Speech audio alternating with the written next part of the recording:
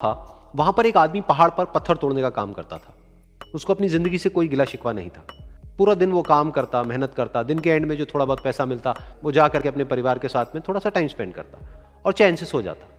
तो एक दिन रोज की तरह वो अपना काम खत्म करके अपने घर की तरफ जा रहा था, तो रास्ते में चलते चलते उसके मन में ख्याल आया कि ये भी कोई जिंदगी है कि सुबह से शाम तक मैं पत्थर तोड़ने का काम करता हूं और एंड में मेरे को थोड़े से पैसे मिलते हैं, जिसमें मुश्किल से मेरा और मेरे परिवार का गुजारा हो पाता है। काश कुछ ऐसा हो जाए कि कहीं से मुझे कोई ऐसी शक्ति मिल जाए कि जो भी मैं चाहता हूं वो सच हो जाए। वो अपने घर पर गया, उसने खाना खाया, लेकिन उसका ध्यान खाने की तरफ नहीं था। उसके दिमाग में यही ख्याल चल रहा था। उसके बाद में वो यही सोचते सोचते सो गया। फिर नींद आने के कुछ देर बाद उसको एक सपना आया। सपने में उसने देखा कि रोज की तरह वो अपना काम खत्म करके अपने घर लौट रहा था। रास्ते में उसने एक बहुत ही बड़ा घर देखा और उसके मन में आया कि काश ये घर मेरा होता और मैं इसका मालिक होता। और उसके ये सोचते ही वो उस घर का मालिक बन गया। उसको यकीन ही नहीं हो रहा था कि जो उसने सोचा वो बन चुका है। लेकिन उसकी खुशी ज्यादा देर नहीं टिक पाई, क्योंकि उसको एकदम से एक शोर सुनाई दिया। उसने अपने घर के बाहर देखा कि एक बहुत बड़ी रैली निकल रही है, जिसमें बीचों बीच एक पॉलिटिशियन है जो ऐसे ऐसे हाथ हिला रहा है। और वहां पर जितने भी लोग खड़े थे सब उसके नाम के नारे लगा रहे थे, उसके आगे हाथ जोड़ करके खड़े थे, सब उसको देखने के लिए तड़प रहे थे। तब उसको यह एहसास हुआ कि मैं कितना छोटा हूं उसके आगे। और फिर उसके अंदर से एक ख्याल उठा कि काश मैं ये पॉलिटिशियन होता और मेरे पास भी इतनी ही पावर होती जितनी कि इसके पास में है। बस उसका इतना सा सोचने की देर थी, वो पॉलिटिशियन बन गया। उसकी खुशी का ठिकाना नहीं था, क्योंकि उसके आसपास में हजारों लोगों की भीड़ थी और सब उसको देखने के लिए तरस रहे थे, तड़प रहे थे। लेकिन उसकी ये खुशी भी ज्यादा देर नहीं टिक पाई। धूप बहुत ही तेज थी और उस पॉलिटिशियन को आदत नहीं थी इतनी गर्मी में रहने की। तो उस धूप की वजह से उसको चक्कर आ गए और वो बेहोश होकर के गिर गया। फिर उसको एहसास हुआ कि ये पॉलिटिशियन सबसे ताकतवर नहीं है, ये जो सूरज है ये सबसे ताकतवर है। और उसके मन में आया कि काश मैं ये सूरज बन जाऊं तो मेरे आगे कोई नहीं टिक पाएगा। और उसका इतना सा सोचने की देर थी और वो सूरज बन गया। और वो खुशी से पागल हो गया, क्योंकि पूरी दुनिया को वो ही रोशन कर रहा था और पूरी दुनिया में ऐसा कोई नहीं था जो कि उसकी रोशनी को रोक सके। लेकिन उसकी ये खुशी भी ज्यादा देर टिक नहीं पाई, क्योंकि कुछ ही देर बाद आसमान में कुछ काले बादल आए जिन्होंने कि उस सूरज की रोशनी को रोक दिया। फिर उसको यह एहसास हुआ कि इस दुनिया में ऐसा भी कोई है जिसमें दम है उसकी रोशनी को रोकने का। और उसके मन में एक ख्याल उठा कि काश मैं वो बादल बन जाऊं। और वो बादल बन गया और आसमान में उड़ने लगा। उसको ऐसा लगा कि मैं आसमान में उड़ रहा हूं और अब मैं जहां चाहे वहां जा सकता हूं। लेकिन कुछ देर बाद वहां पर एक बहुत तेज हवा का झोंका आया जो कि उन बादलों को उड़ा करके ले गया। और फिर उसे ये समझ आया कि ये जो बादल हैं वो सूरज की रोशनी को तो रोक सकते हैं, लेकिन हवा को नहीं रोक सकते। ये हवा उनको बहा करके ले जाती है। फिर उसके मन में आया कि काश मैं ये हवा बन जाऊं। और वो हवा बन गया।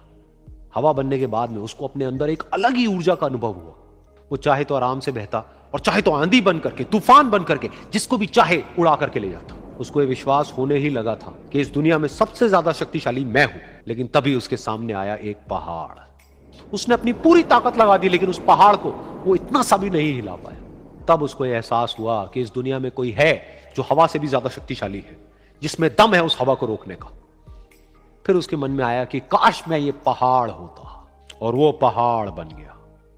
लेकिन हर बार की तरह इस बार भी उसकी खुशी ज्यादा देर तक नहीं टिक पाई। उसको एक जानी पहचानी सी आवाज सुनाई दी और साथ ही साथ उसको दर्द होने लगा, जैसे कि कोई है जो उसको तोड़ रहा है, उसको मार रहा है। तो दर्द से वो चीखने लगा और उसके मन में आया कि काश मैं वो बन जाऊं क्योंकि इस पहाड़ को तोड़ने का दम रखता है। लेकिन इस बार उसकी ये ख्वाहिश पूरी नहीं हुई। वो रोने लगा, चीखने लगा, चिल्लाने लगा। उसने अपनी पूरी जान लगा दी, लेकिन इस बार वो नहीं बन पाया। उसका दर्द बढ़ता ही चला जा रहा था और दर्द की वजह से एकदम से उसकी नींद खुली और सामने शीशा था। उसने शीशे में देखा और उसको समझ आया कि सपने में मैं वो क्यों नहीं बन पा रहा था जो मैं बनना चाहता था, क्योंकि असलियत में मैं वो ही हूं।